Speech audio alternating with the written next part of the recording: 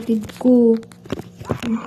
Parang namamatay na Tignan mo yung ginawa. Guys, nakita ko siya sa kwarto ng kapatid ko. Kala ko bakit ang baho, yung pala siya pala yun. Yung build up ng mucus niya, yun yung naaamoy ko. Grabe, uhaw na uhaw siya.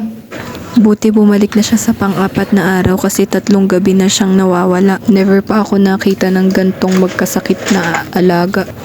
Napaisip tuloy ako nung una, may nang poison ba sa kanya? Kasi bakit ang lala?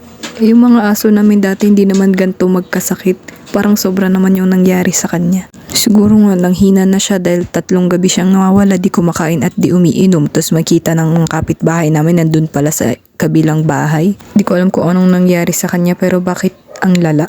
Ito na yung kinaumagahan, ayaw niya nang uminom at kumain. If you cannot eat, then don't. He can't eat, guys. Sinusuka niya.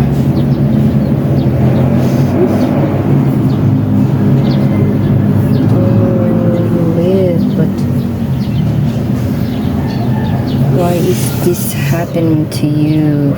At tumating na nga yung kinakatakutan ko, nalaman ko na, namatay na siya nung gabin yun or nung hapon. Talagang hindi niya na kinaya.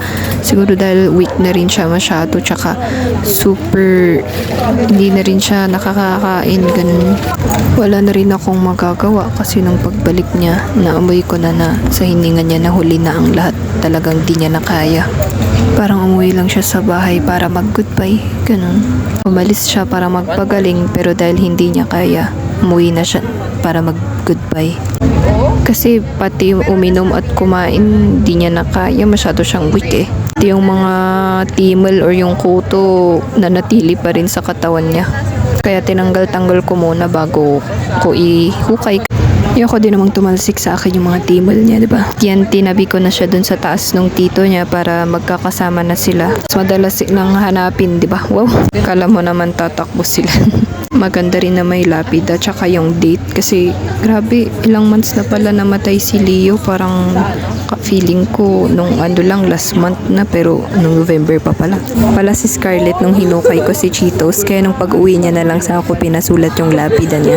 Biling naman siya dahil siya din yung gumawa kay Leo kaya siya na rin pinagawa ko yung kay Cheetos. Ayun, hindi natin masasabi kahit sabihin nilang siyam ang buhay ng mga pusa pero kung hindi na talaga nila kaya, they'll give up to end their suffering.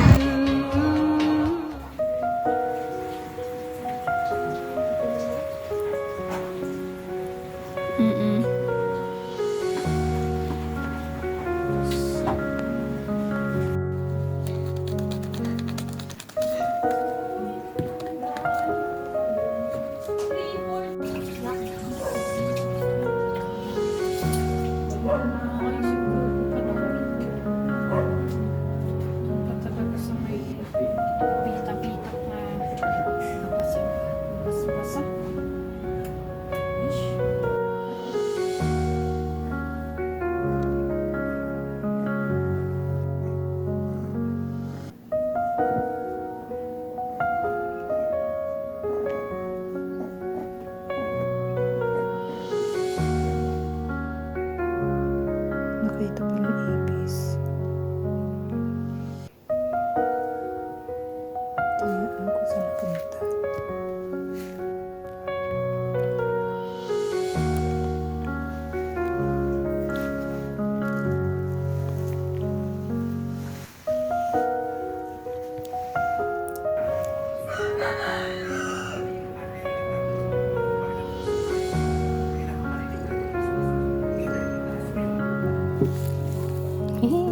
Pag-ibig talaga si baby.